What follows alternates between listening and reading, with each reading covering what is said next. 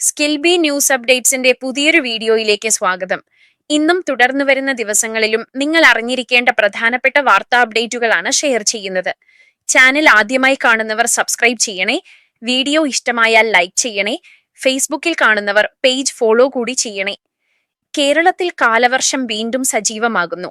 ഇന്ന് സംസ്ഥാനത്ത് ഒറ്റപ്പെട്ട മഴയ്ക്കാണ് സാധ്യത. നിലവിൽ പ്രത്യേകം റെഡ് ഓറഞ്ച് മുന്നറിയിപ്പുകൾ ഇല്ലെങ്കിലും നാളെ മുതൽ വടക്കൻ കേരളത്തിൽ അതിശക്തമായ മഴയ്ക്ക് സാധ്യതയുണ്ടെന്ന് കാലാവസ്ഥാ വകുപ്പ് അറിയിച്ചു. നാളെ കാസർഗോഡ്, കണ്ണൂർ, വയനാട്, കോഴിക്കോട്, മലപ്പുറം ജില്ലകളിൽ യെല്ലോ അലേർട്ട് പ്രഖ്യാപിച്ചിട്ടുണ്ട്. പാസ്പോർട്ട് അപേക്ഷാ ഫീസ് കുത്തനെ വർദ്ധിപ്പിച്ചു. കേന്ദ്ര സർക്കാർ പാസ്പോർട്ട് ഫീസുകളിൽ വലിയ വർധനവ് വരുത്തി. പ്രായപൂർത്തിയായവർക്കുള്ള 36 പേജ് പാസ്പോർട്ടിന് 1000 രൂപ വർദ്ധിപ്പിച്ച് ഫീസ് 2500 രൂപയാക്കി. 15 മുതൽ 18 വയസ്സുവരെയുള്ള കുട്ടികൾക്ക് 1750 രൂപയും 60 പേജുള്ള വലിയ പാസ്പോർട്ടിന് 3500 രൂപയുമാണ് പുതിയ നിരക്ക്. തൽക്കാൽ പാസ്പോർട്ട് ഫീസ് 5000 രൂപയായി ഉയർത്തി. പാസ്പോർട്ട് ഒരു യാത്രാരേഖ മാത്രമാണെന്നും പൗരത്വം തെളിയിക്കാനുള്ള രേഖയല്ലെന്നും വിദേശകാര്യ മന്ത്രാലയം വീണ്ടും ഓർമ്മിപ്പിച്ചു. SSLC സർട്ടിഫിക്കറ്റ് തിരുത്തൽ ഫീസ് കൂട്ടി. SSLC സർട്ടിഫിക്കറ്റിലെ പേരുൾപ്പെടെയുള്ള വിവരങ്ങൾ തിരുത്തുന്നതിനായി സംസ്ഥാന സർക്കാർ ഈടാക്കിയിരുന്ന ഫീസ് 30 രൂപയിൽ നിന്നും 150 രൂപയായി വർദ്ധിപ്പിച്ച് ഉത്തരവിറക്കി. ഇന്ത്യക്ക് AI ബ്ലാക്ക് ഔട്ട് ഭീഷണി. വിദേശ ആർട്ടിഫിഷ്യൽ ഇന്റലിജൻസ് AI മോഡലുകളെ അമിതമായി ആശ്രയിക്കുന്നത് ഇന്ത്യയുടെ സുരക്ഷയ്ക്കും സാങ്കേതിക സ്വാതന്ത്ര്യത്തിനും വലിയ ഭീഷണിയാണെന്ന് ആഗോള ബ്രോക്കറേജ് സ്ഥാപനമായ ബേൺസ്റ്റെയിൻ മുന്നറിയിപ്പ് നൽകി. കൃത്യമായ പ്രതിരോധ നടപടികളില്ലെങ്കിൽ ഭാവിയിൽ ഇന്ത്യ ഒരു AI ബ്ലാക്ക് ഔട്ട് നേരിടേണ്ടി വന്നേക്കാം. കീം 2026 റാങ്ക് ലിസ്റ്റ് നാളെ പ്രസിദ്ധീകരിക്കും.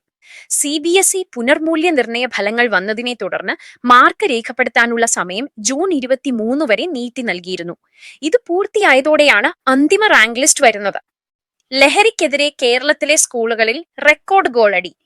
വിദ്യാർത്ഥികൾക്കിടയിലെ ലഹരി ഉപയോഗത്തിനെതിരെ സ്കൂളുകളിൽ സംഘടിപ്പിച്ച 1 മില്യൺ തൂഫാൻ ഗോൾസ് ക്യാമ്പയിൻ ലക്ഷ്യം മറികടന്നു.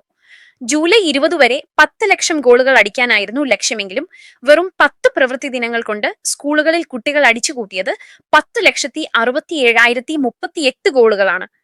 മലപ്പുറം ജില്ലയാണ് ഗോളടിയിൽ ഏറ്റവും മുന്നിലുള്ളത്. കോഴിക്കോട് നിപ പ്രതിരോധം തുടരുന്നു. നിലവിൽ ആശങ്കപ്പെടേണ്ട സാഹചര്യമില്ല. കോഴിക്കോട് സ്ഥിരീകരിച്ച നിപ ബാധയുടെ പശ്ചാത്തലത്തിൽ സമ്പർക്ക പട്ടികയിലുള്ള 104 പേരും നിലവിൽ നിരീക്ഷണത്തിലാണ്. ഇതിൽ ആരോഗ്യ പ്രവർത്തകരും ഉൾപ്പെടുന്നു. നിലവിൽ 2ാം ഘട്ട വ്യാപനമോ പുതിയ കേസുകളോ റിപ്പോർട്ട് ചെയ്തിട്ടില്ലാത്തതിനാൽ ജനങ്ങൾ പരിഭ്രാന്തരാകേണ്ടതില്ലെന്ന് ആരോഗ്യവകുപ്പ് അറിയിച്ചു. സംസ്ഥാനത്ത് സ്വർണ്ണവില റെക്കോർഡ് നിരക്കിൽ തുടരുന്നു.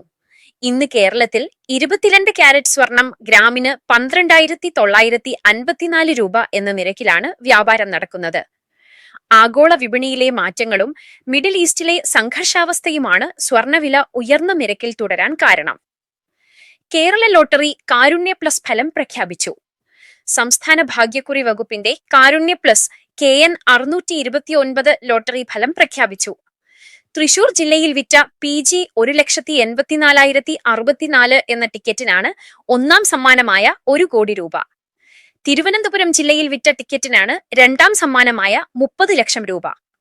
വളരെ പ്രധാനപ്പെട്ട ഈ വാർത്താ അപ്ഡേറ്റുകൾ മറ്റുള്ളവർക്കു കൂടി ഷെയർ ചെയ്യുക.